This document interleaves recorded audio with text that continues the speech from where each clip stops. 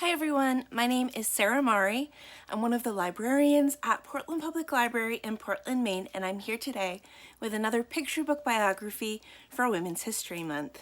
Today we are learning about Ella Fitzgerald, a very famous singer.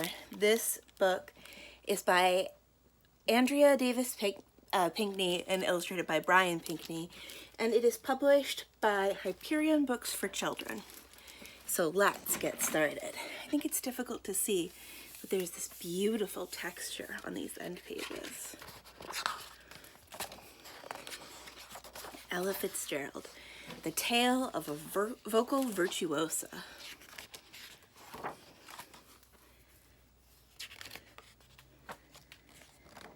You may think I look like any other cat, but baby, I'm in a class all by myself.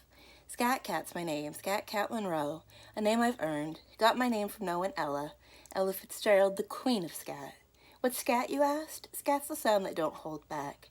Ella's sound, that was scat, singing so supreme, music's velvet ribbon dream. Let me tell you Ella's story, 'cause you see I was there from the get-go. I saw it all. Me, Scat Cat Monroe. I watched Ella go from a small-town girl to the first lady of song, to a vocal virtuosa, bar none. So sit back, listen up. Here's 4 tracks, cut to cut. Here's how Ella got her sound, got her silk and silver style, got her Lady Ella scat. Track 1, Hoofin' in Harlem. The child's name was Ella. She was a big-boned girl with dreams of becoming a dancer. But there weren't many dance schools in Yonkers, New York, the little city where Ella Fitzgerald and her mother Tempe lived. Ella had her heart set on pretty stepping her way to fame, and she didn't need a dance school to do it. She taught herself to tap dance. Determination was her teacher. The sidewalk was her stage, imagination was her spotlight. In time, Ella and her friends took to performing on the street corners. When Ella's neighbors saw her go, they told Ella to strut her shuffle in Harlem, to take her hoof into New York, the big city, where dreams really do come true. That's when Harlem became Ella's stomping ground. On the night of November 21st, 1934, Ella entered a talent contest in the Apollo Theater. She was 17 and scrubbed clean down to her toe jam, but as soon as Ella saw the footlights, her feet failed her. She stood front and center, knees knocking, teeth clacking, a wannabe with a stomach full of butterflies. And the girl was hardly dressed to impress. She wore work boots and hand-me-downs. Luckily, Ella was thinking on her toes.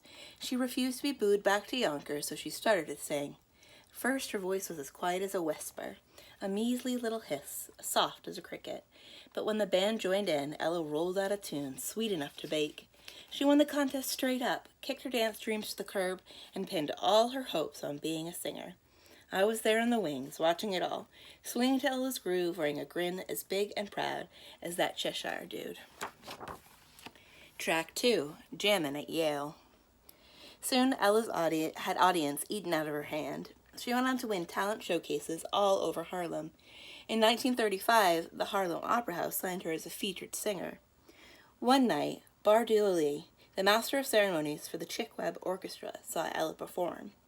That's when Bardu knew that Chick needed Ella, and that Ella needed Chick. That's when the two of them could make beautiful music together.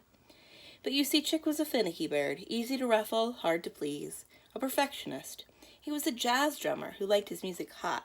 Swing music was Chick styles, cut-the-rug rhythms that made up the pulse at a party. He believed folks came to hear the instruments in his band, not some singer. Besides, he already had a singer for his orchestra, a guy named Charlie Linton.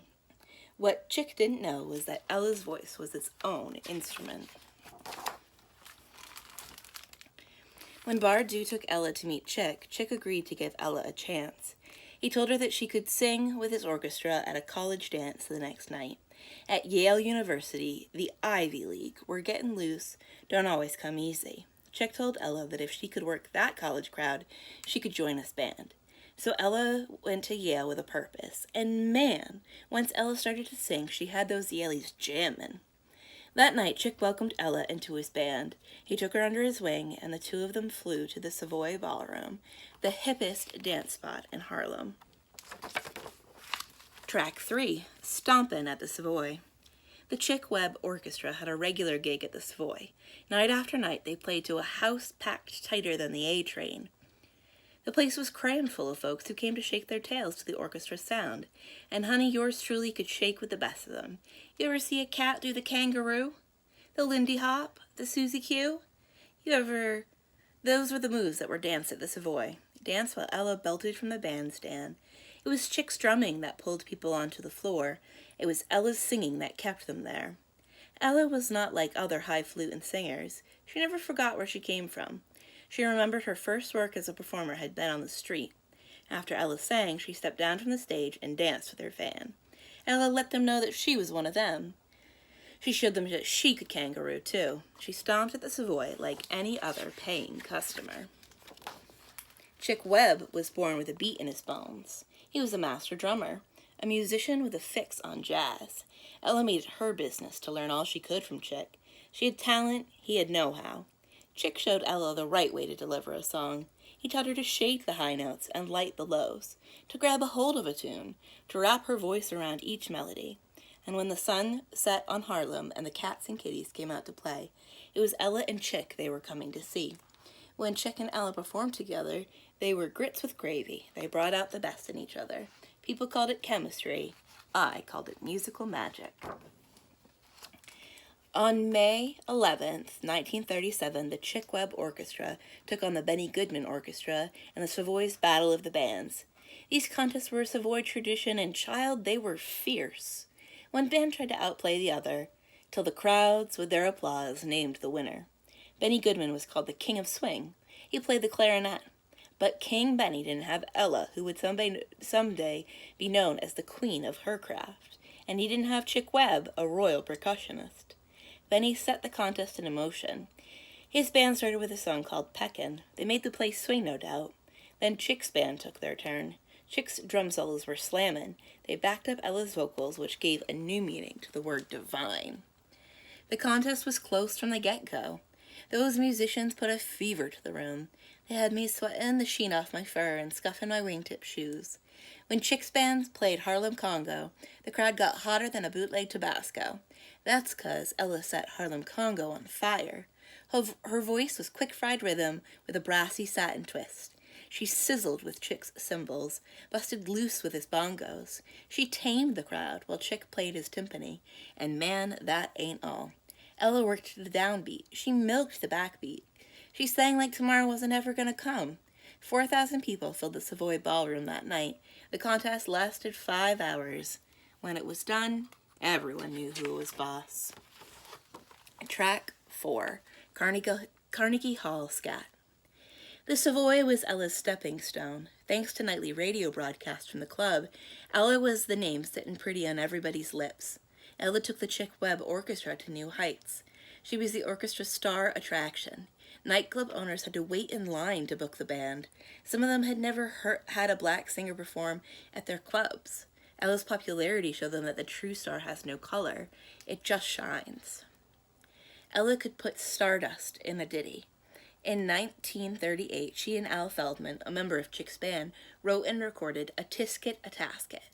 Man, when you're an alley cat like me, you hear all kinds of hopscotch chatter and jump rope jive. A tisket, a tasket wasn't nothing more than a nursery rhyme, chanted 1,000,000 times a day by kiddies from Sugar Hill to Hollywood. But to hear Ella swing that brown and yellow basket was a whole other thing. A tisket, a tasket was a smash hit. In time, folks come to call the song the Jitterbug Special. Ella didn't shy back from any kind of music.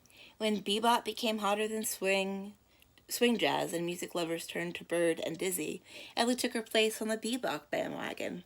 Bebop was jazz on the wild side. It was syncopation, locomotion. Fast smack sound done down low. It was slam banging on the flitter tips. It was ham hock jabber, fever pitch. Dizzy Gillespie was bebop's main man. He turned jazz on its head. With his trumpet, he could blow notes into backflips, into flatted fifths, into popcorn blips that flung free from his horn. Dizzy asked Ella to join his band. He invited Ella to give bebop a try, to improvise, to sing the ping-pong rhythms that gave bebop its sound. Ella went along for Dizzy's ride.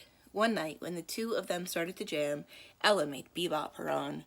For Ella, scat singing drove bebop home.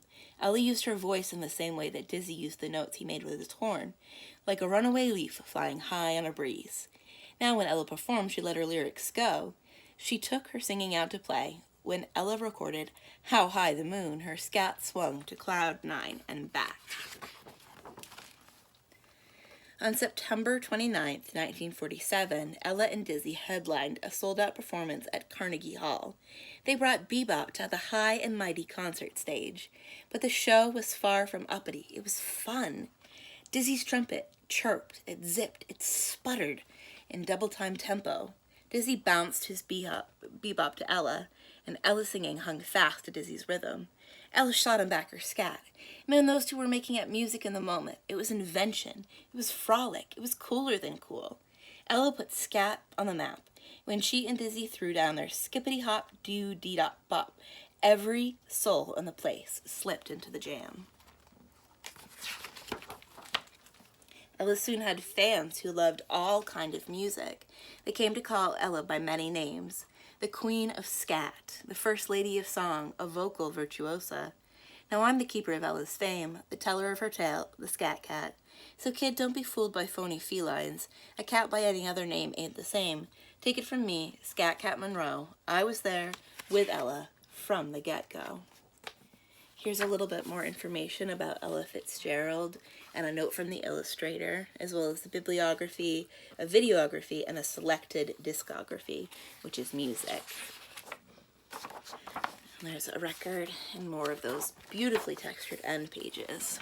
I hope you enjoyed this book about Ella Fitzgerald, and I hope that you'll check out the links that I've put up that will appear in the top and the sidebar that will direct you to some of her music so you can listen to what Ella Fitzgerald, the Queen of Scat, sounded like. My name is Sarah Mari.